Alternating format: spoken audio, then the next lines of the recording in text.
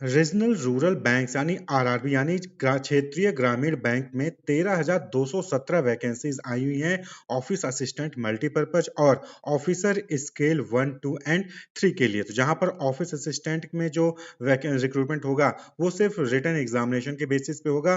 वहीं पर officer scale 1, 2, 3 में रिटन एग्जामिनेशन होगा, यानी कि ऑब्जेक्टिव टाइप एग्जामिनेशन होगा, साथ ही साथ इंटरव्यू भी आपको वहां पर देना होगा। तो एग्जाम जो है वो ऑब्जेक्टिव टाइप ही होंगे, लेकिन ऑफिसर वाले में इंटरव्यू भी होगा और ऑफिस असिस्टेंट वाले में सिर्फ जो है multiple choice question MCQ based examination होगा और उसी के बेसिस पे मेरिट बनेगी। तो 13,217 वैकेंसी जो है यहाँ पर आई हुई है। तो अगर आप ग्रेजुएट हैं तो आप जो है यहाँ पर इन वैकेंसीज के लिए अप्लाई कर सकते हैं। तो यहाँ पर सबसे पहले हम कुछ इंपॉर्टेंट डेट्स की बात कर लें तो online registration of application by candidate 1 सितंबर टू 21 सितंबर 2025। तो 21 सितंबर 2025 तक इसके लिए आप रजिस्ट्रेशन कर सकते हैं। पेमेंट जो है फीस की, इंटीमेशन चार्जेस की, तो 1 सितंबर से 21 सितंबर 2025 के बीच में ही आपको जो है वहां पर पेमेंट कर लेना होगा। जो प्री एग्जामिनेशन ट्रेनिंग होती है, जो एलिजिबल होंगे वो नवंबर 2025 में उनका होगा। वहीं पर कॉल लेटर जो है ऑफिसर्स और ऑफिसर के लिए नवंबर दिसंबर 2025 में जारी कर दिया जाएगा। फिर ऑनलाइन एग्जामिनेशन प्रीलिमिनरी के लिए, तो यहाँ पर जो ऑनलाइन एग्जामिनेशन है प्रीलिमिनरी वो सिर्फ ऑफिसर्स स्केल 1 और ऑफिस असिस्टेंट के लिए ही कंडक्ट कराया जाएगा। तो नवंबर दिसंबर में ही उसका एग्जामिनेशन होगा। वहीं पर उसके बाद जो रिजल्ट है प्रीलिमिनरी का वो दिसंबर और जनवरी में डिक्लेयर कर दिया जाएगा। फिर उसके बाद मेन एग्जामिनेशन जो है कंडक्ट कराया जाएगा ऑफिसर्स स्केल 1 और ऑफिस असिस्टेंट के लिए। तो दिसंबर जनवरी 2026 में उसका जो है मेन एग्जामिनेशन कंडक्ट कराया जाएगा। क्लियर। वहीं पर जो ऑफिसर स्केल 2 और 3 के लिए सिंगल एग्जामिनेशन होगा वो दिसंबर फरवरी में ही कंडक्ट कराया जाएगा और उसका रिजल्ट भी जो है जनवरी 2026 तक डिक्लेयर कर दिया जाएगा। उसके बाद फिर जो ऑफिसर्स स्केल 1, 2 और 3 ऑफिसर्स स्केल 1, 2, 3 के लिए जो कॉल लेटर है, इंटरव्यू लेटर है, वो 2026 जनवरी 2026 में आ जाएगा और जनवरी फरवरी में ही उनका इंटरव्यू भी कंडक्ट करा लिया जाएगा। और उसके बाद फिर फाइनल जो लिस्ट है वो फरवरी मार्च 2026 में आ जाएगी कि किनका सिलेक्शन हुआ है। क्लियर। तो यहाँ पर ध्यान रखना है कि ऑफिस असिस्टेंट और ऑफिसर स्केल 1, 2, 3 इनके लिए वैकेंसीज आई है। तो ऑफिस असिस्टेंट और ऑफिसर स्केल 1 इनके लिए जो है प्रीलिमिनरी एग्जामिनेशन होगा, उसके बाद फिर मेन एग्जामिनेशन होगा। वहीं पर ऑफिसर स्केल 2 और 3 के लिए एक एग्जामिनेशन होगा जो कि मेन एग्जामिनेशन होगा, सिंगल एग्जामिनेशन होगा और साथ ही साथ वहां पर उनका इंटरव्यू भी कंडक्ट कराया जाएगा। तो ये चीज आपको ध्यान रखना है कि आप किसके लिए अप्लाई कर रहे हैं और क्या चीजें आपको ध्यान में रखनी है कि आपका प्रीलिमिनरी है, फिर उसके बाद मेन है, या फिर सिंगल एग्जामिनेशन उसके बाद इंटरव्यू है। क्लियर। तो यहाँ पर एलिजिबिलिटी क्राइटेरिया की बात करें तो सबसे पहले आप देख सकते हैं कि नेशनैलिटी या सिटीजनशिप, तो सिटीजन ऑफ इंडिया या फिर सब्जेक्ट ऑफ नेपाल, भूटान या फिर तिब्बतन रिफ्यूजी हैं। तो अगर आप एप्लीकेबल है तो आप यहाँ पर उसके अकॉर्डिंगली जो है अपनी सिटीजनशिप को क्रॉस वेरीफाई कर लीजिए। क्लियर। यहाँ पर एज लिमिट की बात कर लें तो 1 सितंबर 2025 को आपकी एज यहाँ पर जो बताई गई है उसके बाहर नहीं होनी चाहिए। तो फॉर ऑफिस असिस्टेंट मल्टीपर्पज के लिए 18 साल से 28 साल के बीच में आपकी एज होनी चाहिए 1 सितंबर 2025 को। कहने का मतलब है कि 2 सितंबर 1997 से 1 सितंबर 2007 के बीच में ही आपका बर्थ होना चाहिए। 2 सितंबर 1997 से पहले और 1 सितंबर 2007 के बाद आपका जो है बर्थ ना हुआ हो। क्लियर। वहीं पर ग्रुप ए ऑफिसर यानी ऑफिसर स्केल 1 असिस्टेंट मैनेजर की बात करें तो 18 से 30 साल की एज होनी चाहिए, यानी 2 सितंबर 1995 से 1 सितंबर 2007 के बीच में बर्थ हुआ हो। वहीं पर ऑफिसर स्केल 2 यानी मैनेजर के लिए 21 से 32 साल की एज लिमिट है, यानी 2 सितंबर 1993 से 1 सितंबर 2004 के बीच में बर्थ हुआ होना चाहिए।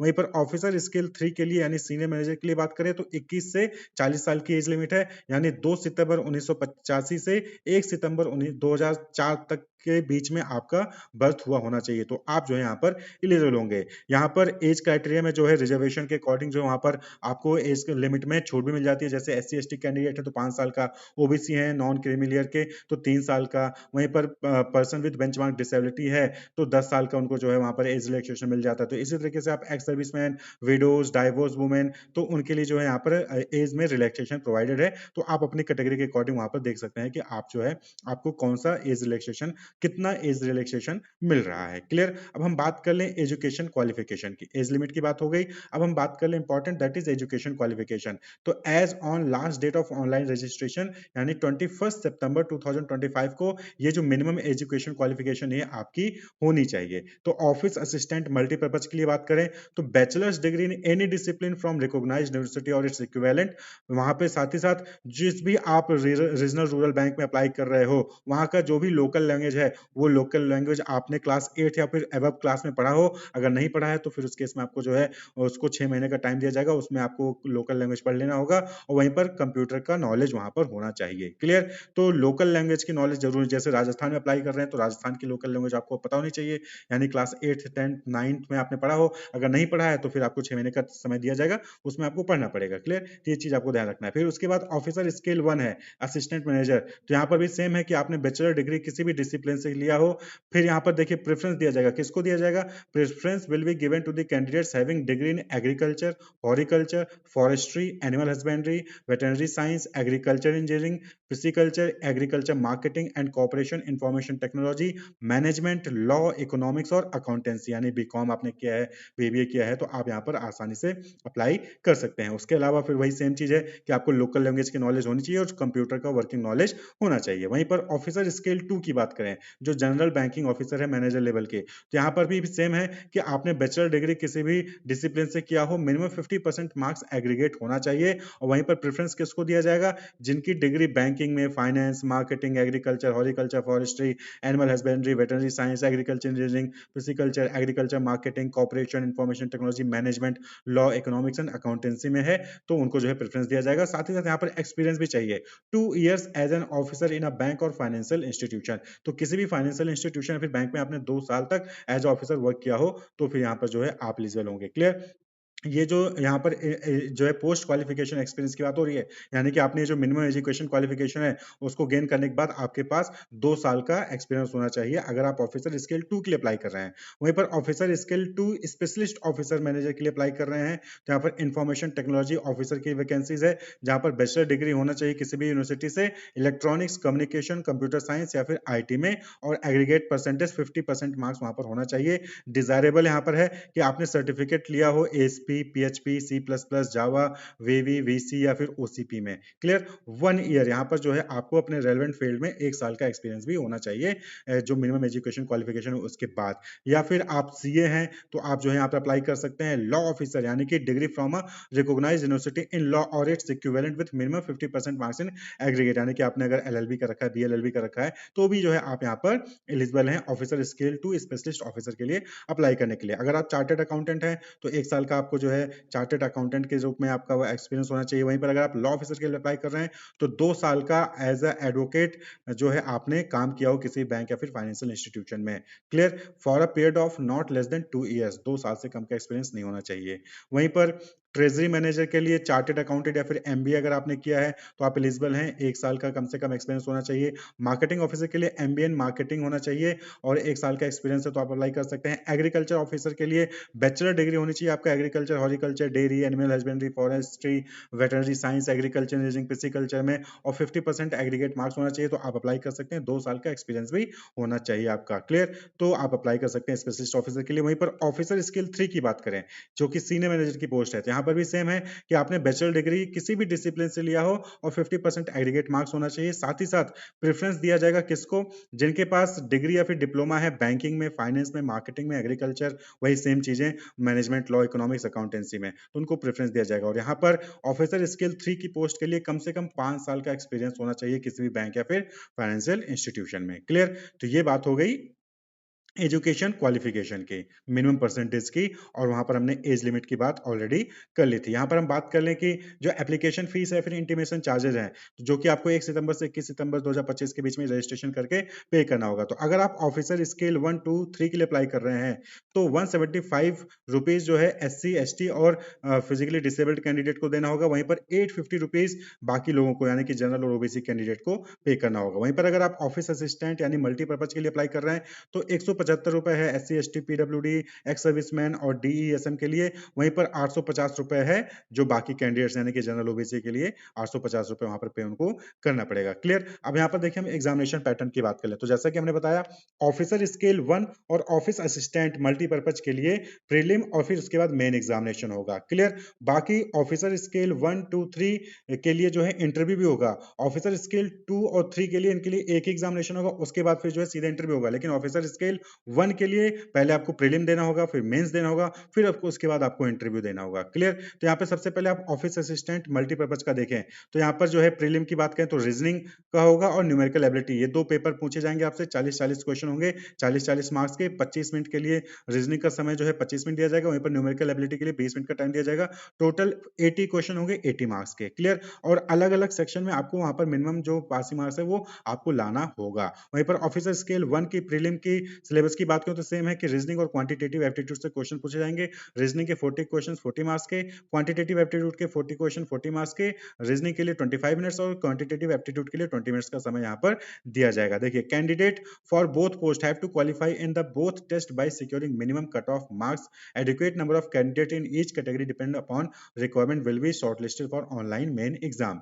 तो ऑफिसर स्केल 1 और ऑफिस असिस्टेंट के लिए जिन्होंने भी अप्लाई किया होगा उनको पहले प्रीलिम देना होगा। प्रीलिम क्वालिफाई कर लेते हैं तो मेन एग्जामिनेशन होगा जो कि ऑब्जेक्टिव ही होगा। ऑफिस असिस्टेंट मल्टीपर्पज के लिए मेन एग्जामिनेशन की कंटेंट की बात करें, सिलेबस की बात करें तो reasoning, computer knowledge, general awareness, English language, Hindi language और न्यूमेरिकल एबिलिटी। यानी कि यहाँ पर देखें तो 5 सेक्शन से क्वेश्चन पूछे जाएंगे। रीजनिंग के 40 क्वेश्चन 50 मार्क्स के, कंप्यूटर नॉलेज के 40 क्वेश्चन 20 मार्क्स के, जनरल अवेयरनेस के 40 क्वेश्चन 40 मार्क्स के, इंग्लिश लैंग्वेज के 40 क्वेश्चन 40 मार्क्स के, हिंदी लैंग्वेज के 40 क्वेश्चन 40 मार्क्स के, न्यूमेरिकल एबिलिटी के 40 क्वेश्चन 50 मार्क्स के पूछे जाएंगे। यहाँ पर टाइम ड्यूरेशन आप देख सकते हैं हर सेक्शन का। तो टोटल 200 क्वेश्चन होंगे, 200 मार्क्स के होंगे, 120 मिनट्स का ड्यूरेशन दिया जाएगा ऑफिस असिस्टेंट के मेन एग्जामिनेशन में। वहीं पर ऑफिसर स्केल 1 के मेन एग्जामिनेशन की बात करें तो सेम चीजें हैं, reasoning, computer knowledge, general awareness, English language, Hindi language और क्वांटिटेटिव एप्टीट्यूड। क्लियर? यहाँ पर ध्यान रखना है कि candidate can opt either 4A और 4B, यानी कि आप चाहे हिंदी या फिर इंग्लिश इन दोनों में से कोई एक दे सकते हो। तो ऑफिस असिस्टेंट के लिए अप्लाई कर रहे हो तो कोई या तो इंग्लिश या तो हिंदी लैंग्वेज चूज करना होगा। वहीं पर अगर ऑफिसर स्केल के लिए भी 1 के लिए भी अप्लाई कर रहे हो तो मेन एग्जामिनेशन में इंग्लिश या फिर हिंदी में से कोई एक आपको देना होगा। क्लियर? सेम चीजें यहाँ पर भी है, 200 क्वेश्चन होंगे, 200 मार्क्स का जो है यहाँ पर मार्क्स का क्वेश्चन पूछे जाएंगे, 120 मिनट्स का ड्यूरेशन ऑफिसर स्केल 1 के लिए भी यहाँ पर दिया गया है। क्लियर? तो ये बात होगी मेन एग्जामिनेशन की। तो यहाँ पर ऑफिस असिस्टेंट के लिए अगर आपने अप्लाई किया तो मेन एग्जामिनेशन के बाद मेरिट बनेगी और आपका सिलेक्शन हो जाएगा।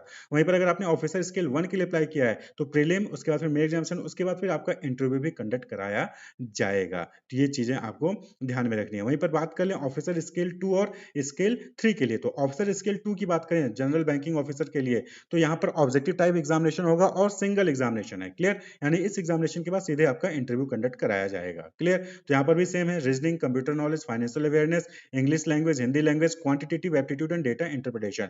तो इंग्लिश और हिंदी में से कोई एक लैंग्वेज आपको चूज करना होगा। तो टोटल 200 मार्क्स का एग्जामिनेशन होंगे, 200 मार्क्स का क्वेश्चन होगा, 200 क्वेश्चंस होंगे, 200 मार्क्स का, 120 मिनट्स में आपको जो है क्वेश्चंस अटेम्प्ट करने होंगे। वहीं पर ऑफिसर स्केल 2 स्पेशलिस्ट कैडर के लिए बात करें तो प्रोफेशनल नॉलेज आपके चेक किया जाएगा, reasoning, financial awareness, English language, Hindi language से कोई एक, कंप्यूटर नॉलेज और quantitative aptitude and data interpretation. तो टोटल 240 क्वेश्चन होंगे, 200 मार्क्स के, 150 मिनट का ड्यूरेशन यहाँ पर दिया जाएगा ऑफिसर स्केल 2 स्पेशलिस्ट कैडर के लिए। क्लियर? वहीं पर ऑफिसर स्केल 3 के लिए बात करें तो reasoning, computer knowledge, financial awareness, English या हिंदी लैंग्वेज से कोई एक language, quantitative aptitude and data interpretation. यहाँ यानी 200 मार्क्स के 200 क्वेश्चन होंगे, 200 मार्क्स के, 120 मिनट्स में ये जो है पूरा अटेम्प्ट करना होगा। हर सेक्शन में क्वालिफाई करना जरूरी है। क्लियर? तो ये सिंगल एग्जामिनेशन है किसके लिए? ऑफिसर स्केल 2 और ऑफिसर स्केल 3 के लिए। उसके बाद सीधे इनका इंटरव्यू होगा। वहीं पर जो ऑफिसर स्केल 1 है उनका प्रीलिम होगा, फिर मेन होगा, फिर उसके बाद इंटरव्यू होगा। क्लियर? तो ये चीज आप यहाँ पर ध्यान रखिएगा। देखिए कट ऑफ स्कोर,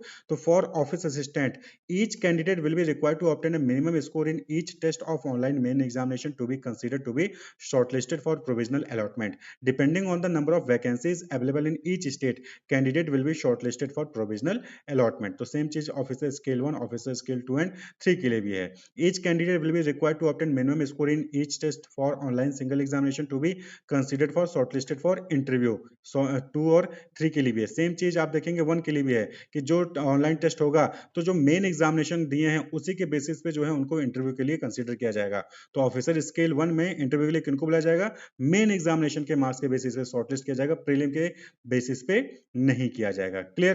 तो ये चीज आपको यहाँ पर ध्यान रखना है। देखिए, for the post of office assistant multipurpose, marks obtained only in the online main examination will be considered for final merit listing.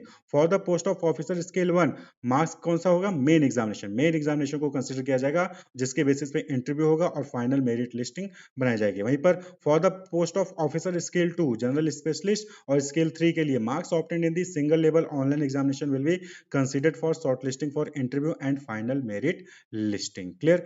तो जिसमें इंटरव्यू हो रहा है उसमें जो मेन एग्जामिनेशन है और प्लस जो इंटरव्यू होगा उसके ही मार्क्स को कंसीडर किया जाएगा। तो बाकी आप यहाँ पर देख सकते हैं कि इंटरव्यू कब होगा, कैसे होगा, ये सारी चीजें यहाँ पर ऑलरेडी डिटेल्स दी गई हैं, और जो आपका प्री एग्जामिनेशन है उसकी तैयारी आप कैसे कर सकते हैं। तो जो आप इन्फॉर्मेशन ब्राउचर डाउनलोड कर लेंगे, ये इन्फॉर्मेशन नोटिफिकेशन डाउनलोड करेंगे, तो यहाँ पर आप देख सकते हैं कि स्टेट वाइज यहाँ पर क्लियरली मेंशन किया गया है कि कौन से ग्रामीण बैंक में या फिर रूरल बैंक में कितनी वैकेंसीज है, वो भी कैटेगरी वाइज। जैसे आंध्र प्रदेश ग्रामीण बैंक है तो एससी के लिए 23, एसटी के लिए 11, ओबीसी एनसीएल के लिए 41, ईडब्ल्यूएस के लिए 15, जनरल के लिए 60, टोटल 150 सीट्स हैं। क्लियर? इसी तरीके से हर स्टेट में जो ग्रामीण या फिर रूरल बैंक्स हैं उनके लिए जो है उनके सामने ऑफिस असिस्टेंट की वैकेंसीज दी गई। इसी तरीके से ऑफिसर स्केल 1 की जो है अलग अलग स्टेट में यहाँ वैकेंसीज दी गई है। इसी तरीके से ऑफिसर स्केल 2 के जो स्पेशलिस्ट ऑफिसर और जनरल बैंकिंग ऑफिसर है उनकी वैकेंसीज पूरी यहाँ पर डिटेल दी गई है। तो सबसे हम पहले बता दें कि जो ऑफिस असिस्टेंट है उनकी वैकेंसीज ज्यादा हैं, वहीं पर ऑफिसर स्केल 1, 2, 3 की वैकेंसीज कम है। तो उसके अकॉर्डिंगली आपको देख लेना है कि आपको किसके लिए अप्लाई करना है और किस चीज के लिए तैयारी करनी है। क्लियर?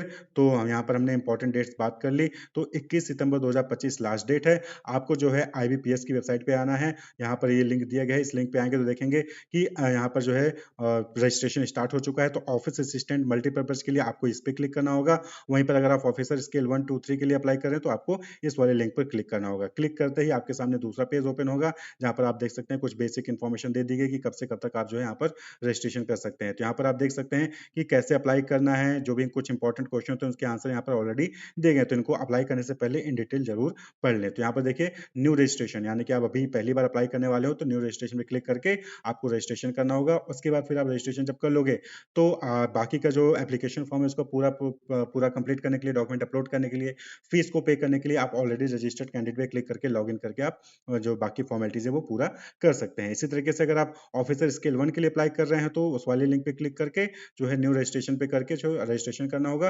उसके बाद फीस को पे करके फिर बाकी फॉर्मेलिटीज आपको पूरी करनी होगी, डॉक्यूमेंट्स वगैरह अपलोड करना होगा। और वेबसाइट को कंटिन्यूस बेसिस पे चेक करते रहना, क्योंकि कब एडमिट कार्ड आ रहा है, कब जो है प्री एग्जामिनेशन होगा और कब जो है इंटरव्यू का वगैरह कंडक्ट करा जाएंगे, लेटर कब आएगा, कॉल लेटर, वो सारी इन्फॉर्मेशन आपको यहीं पर मिलेगी।